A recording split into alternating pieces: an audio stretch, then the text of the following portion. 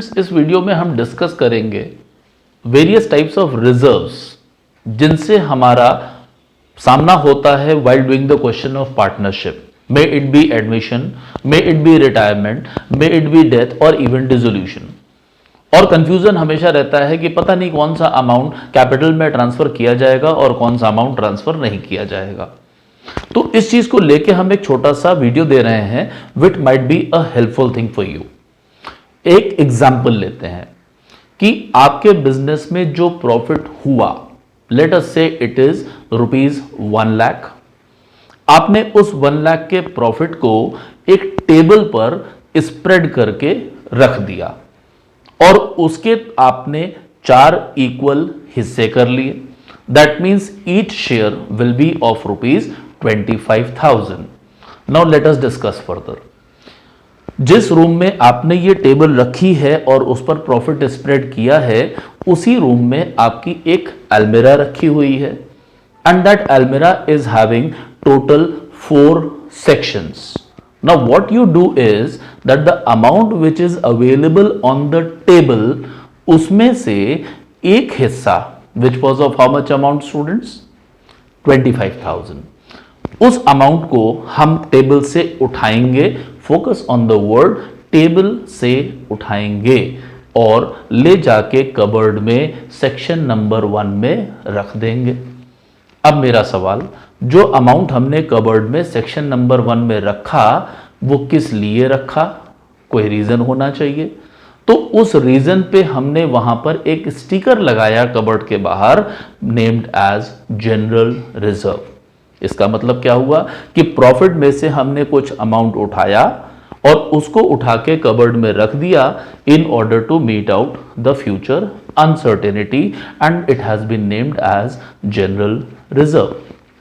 अब जो हमारे टेबल पे सेकंड स्लॉट रखा था दैट वाज ऑफ 25,000, हमने उसको अब की उठाया और उसको उठा के कबर्ड के सेक्शन नंबर 2 में ले जाके रख दिया। अब हमसे फिर पूछा गया कि भाई ये सेक्शन नंबर 2 में 25,000 आपने किस बात का रखा?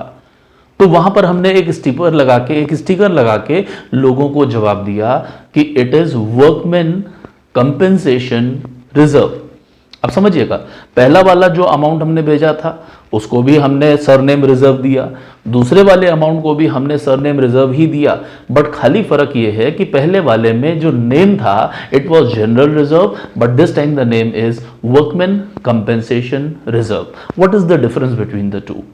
General reserve is something which can be utilized anywhere for any reason in the business, but the workman compensation reserve can be utilized only for the specific purpose. And what is that purpose? To compensate the workers in case of an accident. आगे चलते हैं। अब अगर आपको याद हो students, the profit of my business was ₹1 lakh और हमने यहां पर जब टेबल पे उसको डिवाइड करके रखा था, we divided that profit of 1 lakh into 4 equal parts which was of 25,000 each. First 25,000 was kept in the cupboard in section number 1 and we named it as general reserve. Second profit of 25,000 was kept in the cupboard in section number 2 and we named it as workman compensation reserve. Now third figure of 25,000 will again be picked up from the table and now we are going to keep it in section number 3 of the almirah and that particular section number 3 has been named as investment fluctuation reserve. अब इसका मतलब क्या है? ये वो reserve है जिसको हम यूटिलाइज करेंगे when the values of investments are going down, that means the business is going in a loss. हम उस समय पे उस रिजर्व को यूज करेंगे, so that reserve kept aside is known as investment fluctuation reserve. Now students, one simple question from you all, these amounts which have been kept in the cupboard, my simple question, from where have these amounts been picked up? Answer करिए।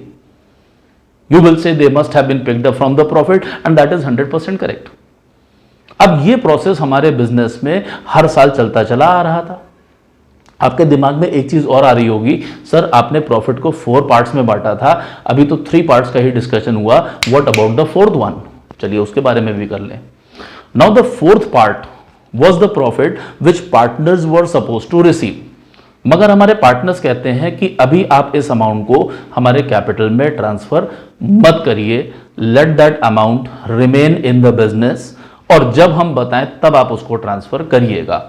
In that case, that amount of 25,000 will be picked up from the table and kept in the cupboard in section number 4, and that is known as accumulated profit. That is the profit which has yet not been distributed among the partners.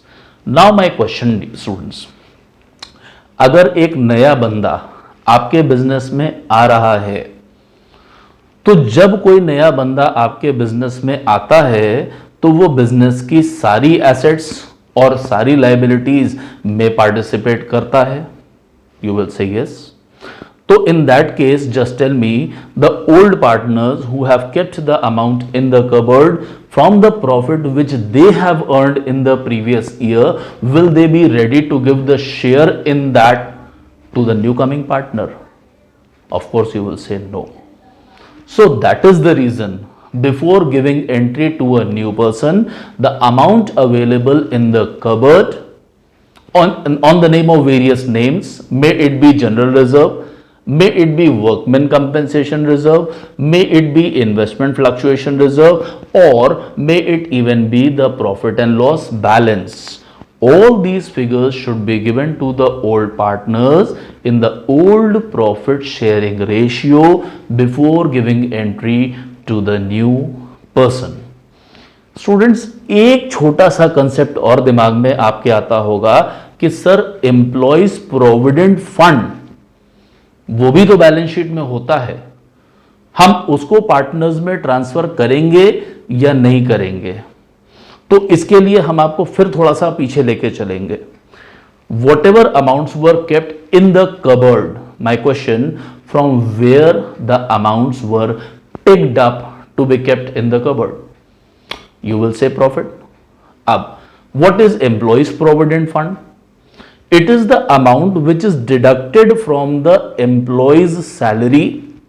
Repeating my words, it is the amount which is deducted from the employee's salary and retained in the business, which will be paid to the employee at the time of his retirement along with the owner's contribution in it.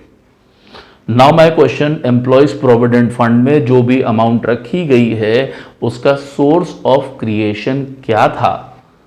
Was it taken out from the profit or it was taken out from the salary of an employee?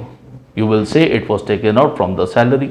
So क्योंकि ये partner की profit में से निकाली हुई figure नहीं होती है, देयरफॉर हम एम्प्लॉइज प्रोविडेंट फंड को पार्टनर्स कैपिटल में ट्रांसफर नहीं करेंगे. Thanks at this moment.